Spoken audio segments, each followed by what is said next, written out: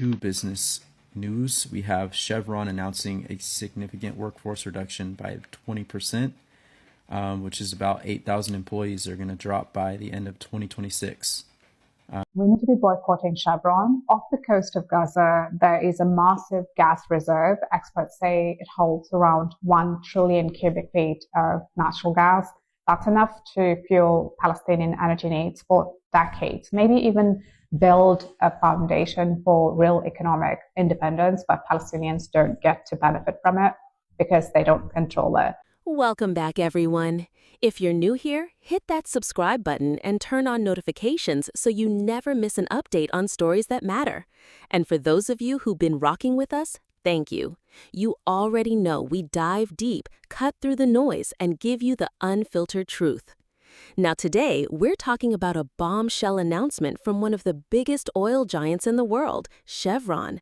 That's right, Chevron just confirmed it will be gradually laying off 20% of its global workforce by the end of 2026. Let that sink in. One of the titans of the fossil fuel industry is downsizing in a massive, calculated move. And that's not just a business decision.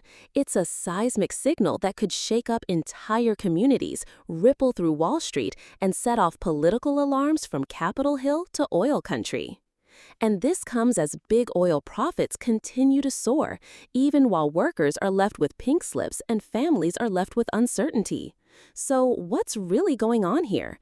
Is this about automation, the so-called green transition, or just another example of corporate greed hiding behind a press release? Chevron is laying off 15 to 20% of its workforce by the end of next year. That represents up to 8,000 people. The oil company says it's seeking to cut costs and simplify its business. Chevron is hoping to save $3 billion through 2026. Company says it's offering buyouts to its employees.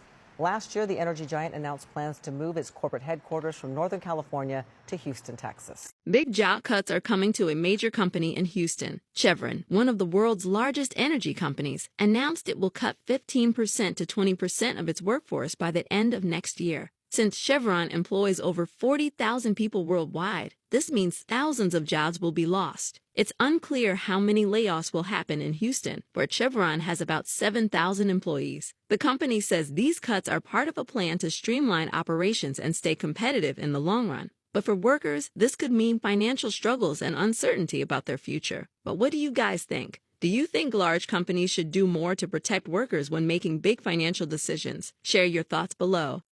The difference between working for a big corporation or a smaller company or third-party company is that a big corporation will fire or let people go to increase their profits.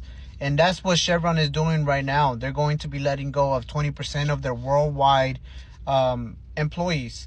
So that means around 6,000 to 8,000 people will be out of a job by the end of 2025. And on top of firing these 8,000 people, they're going to put all the work that these 8,000 people are doing onto somebody else and barely give them a raise or compensate them for the extra work they're going to have to be doing. Sometimes working for a smaller company, it's a lot better because you are able to grow with that company. You're able to put yourself out there for them, and you're not just a number. A big corporation is harder to move up the ladder. It's harder to become somebody in their company.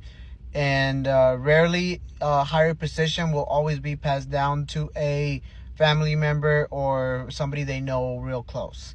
Regardless, it's very unfortunate of this situation. That's crazy to know that around 8,000 people are going to be fired worldwide from Chevron. Best of luck to those people, and just bless everybody. Peace and love. Chevron just announced it's cutting 200 jobs in Midland County, Texas, part of a massive plan to reduce its global workforce by nearly 20% over the next 2 years. The layoffs are set to begin in mid-July and will impact workers in the Permian Basin, one of the nation's top oil-producing regions.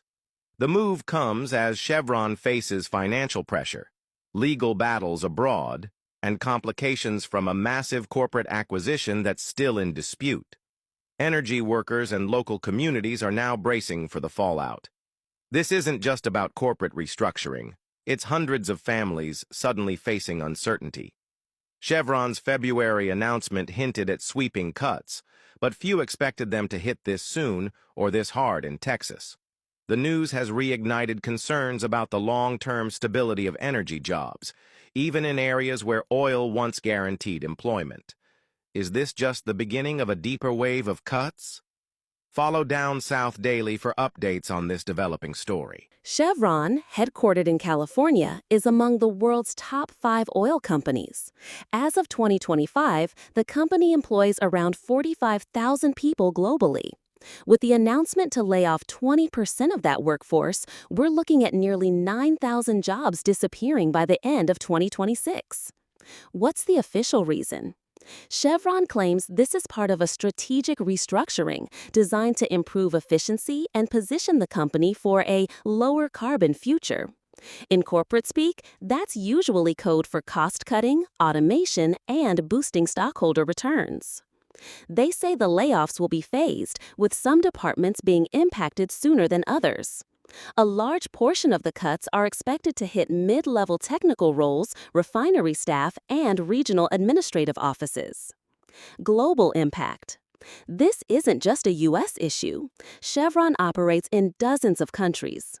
Sources inside the company suggest that operations in Africa, Southeast Asia, and parts of Latin America could face significant cuts.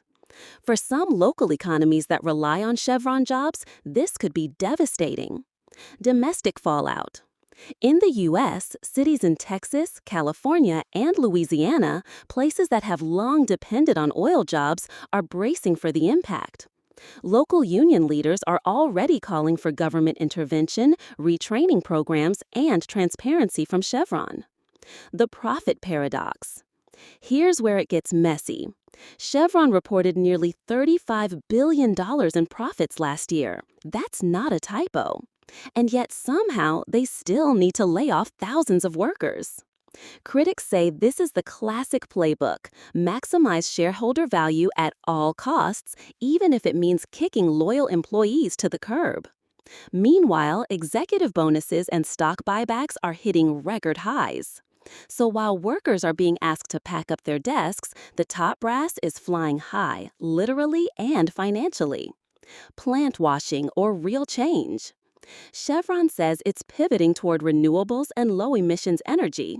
But experts call this move greenwashing, pointing out that less than 3% of Chevron's budget actually goes toward renewable energy. The layoffs, some argue, are not about saving the planet, they're about saving profits. All right, February 13th, breaking news. We have more companies scaling back diversity, equity, and inclusion initiatives.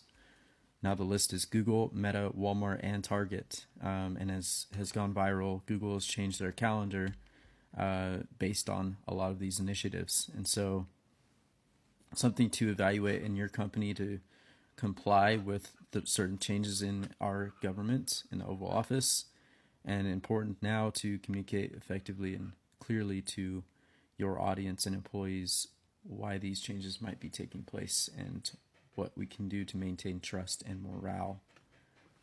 Number 2, business news. We have Chevron announcing a significant workforce reduction by 20%, which is about 8,000 employees are going to drop by the end of 2026.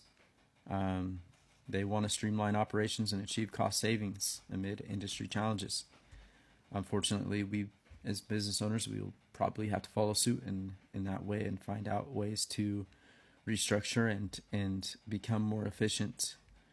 So assess those operations, give your employees support, and find ways to implement training or give them tools that they need to help grow the company rather than, sort of be outpaced by AI. We ought to train the employees to leverage AI and production. We have a lot of tools that are coming out, softwares and so forth.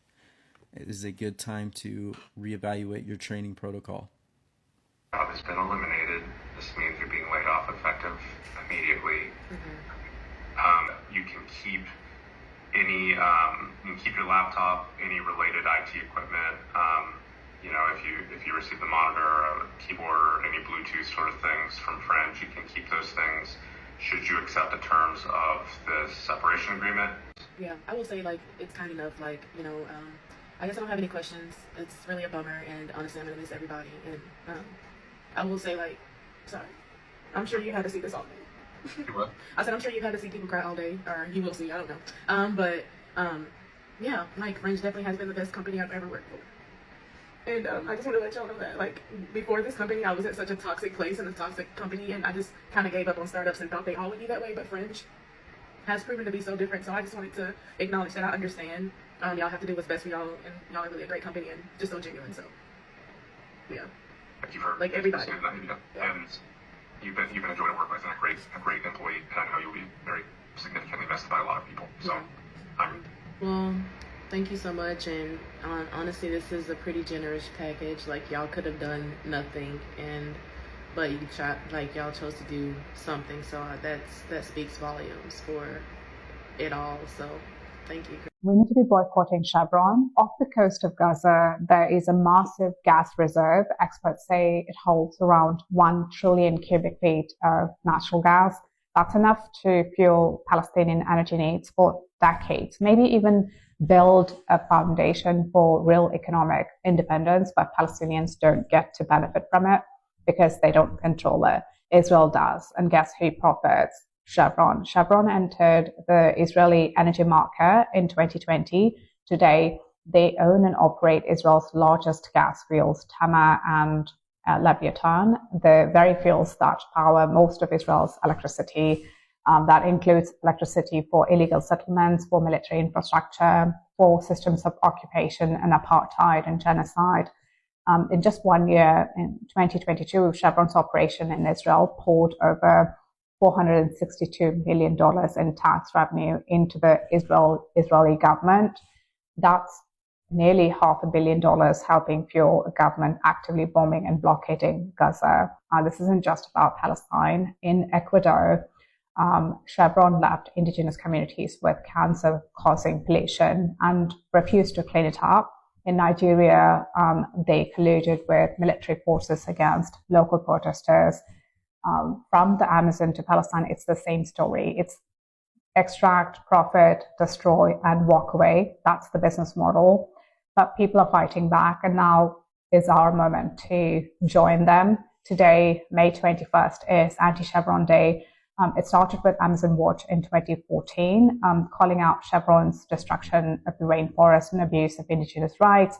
And since 2022, it's grown with Palestine becoming a central focus thanks to the BDS movement, which launched a local boycott campaign. Next week, the company will hold an annual shareholder meeting. This year, shareholders will vote on a resolution demanding a global human rights audit of Chevron's operations. Here's what you can do.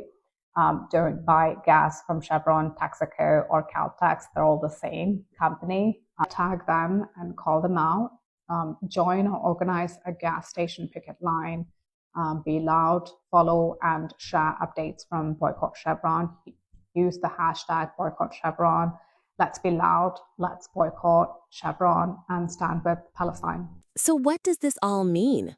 Chevron is making a move that reflects a broader trend we're seeing across the fossil fuel industry: automation, profit maximization, and the slow, often performative shift toward renewables. But who pays the price? The workers, the communities, everyday people.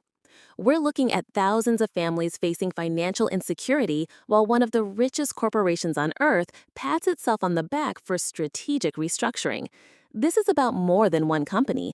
It's about a system that rewards short-term profit over long-term stability.